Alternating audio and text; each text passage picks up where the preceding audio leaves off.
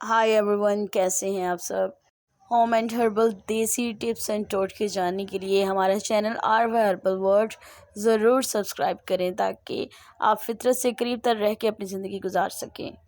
पुदीना और धनिया की चटनी में आपने करेला ऐड नहीं किया होगा कभी, मैं जानती हूँ, क्योंकि इसको कड़वा समझ के इसे इग्नोर किया जाता है। लेकिन अगर करेले की अफादियत को हम सब बाखूबी समझ जाएं तो मेरा ख्याल है कि हम पानी की जगह इसका रस पीना शुरू कर दें। तो आज की इस वीडियो में मैदे की खराबी दूर करने के लिए, निज़ाम हज़म को बिल्कुल ठीक रखने के लिए हम एक मुट्ठी हरा पुदीना ले रही हैं। इसे अच्छे से वॉश करते हैं ताकि इसमें से मट्टी वगैरह डस्ट रिलीज़ हो। पुदीना इंसानी जिस्म की क़ुव्वत को बहाल रखता है, फजूल गर्मी को जिस्म से निकालता है, खून को साफ़ करने के लिए, फ्री रेडिकल्स को बजरिया बोलोबराज निकालने के लिए ये बहुत हेल्पफुल इंग्रेडिएंट है। और इस हरी चटनी का दूसरा इंग्रेडिएंट है हरा धनिया।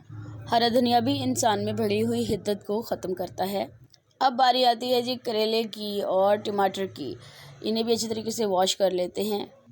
इसी तरह विटामिन सी का ख़जाना टमाटर इसमें जाने वाला है और अदरक भी धो के रख लें। मैं इसमें एक अदद हरी प्याज ऐड कर रही हूँ और कुछ काली मिर्च के दाने, और इसके साथ इसमें जाने वाला है थोड़ा सा अनारदाना जो कि बिल्कुल धुला हुआ होना चाहिए। इसमें मट्टी बहुत होती है, इसको बिल्कुल ध्यान से आपने डालना, वरना आपकी सारी चटनी किरक वाली, मट्टी वाली, रेत वाली हो जाएगी। फिर आप खाएंगे क्या, बल्कि से फेंकेंगे। अब इनको पीसना शुरू कर दें। सबसे पहले काली मिर्च और अनारदाना पीसेंगे, फिर इसमें अदरक का टुकड़ा डाल के अच्छे से इसको रगड़ दें। और यकीनन कुछ लोग इस वीडियो में करेला देख के परेशान हो रहे होंगे कि हम इसे खाएंगे कैसे।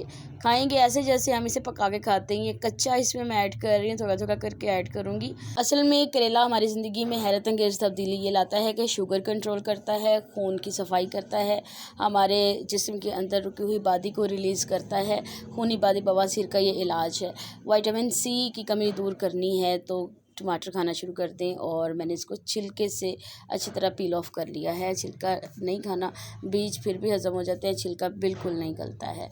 और अब इसमें हरी प्याज डाल के इसे अच्छी तरह पीस लेना है। ये चटनी मैदे की गलाज़त को दूर करेगी, खाना बहुत अच्छा हज़म होगा। जिनको शिकायत है कि खाना खाने के बाद सीने पे जलन, खट्टी टिकारे या फारा, ये सब कुछ, वो परेशान होना छोड़ दें और इस चटनी का इस्तेमाल करें।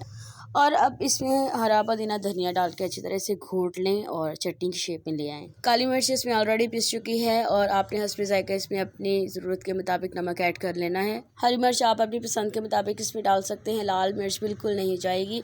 और अब इसको एक एयर टाइट जार में अच्छी तरीके से बंद करके रख लें। सुबह नाश्ते से लेकर रात के खाने तक इस चटनी को कभी भी आप इस्तेमाल करें। दही में डाल के रायते में इस्तेमाल करें, रोटी के साथ खाएं, चावल पे डाल के खाएं, ब्रेड पे लगा के खाएं, किसी भी स्लाइस पे, किसी सैंडविच में लगा कर खाएं। बच्चे, बूढ़े, बड़े, जवानों, सबके लिए ये चटनी कारआमद साबित होने वाली है।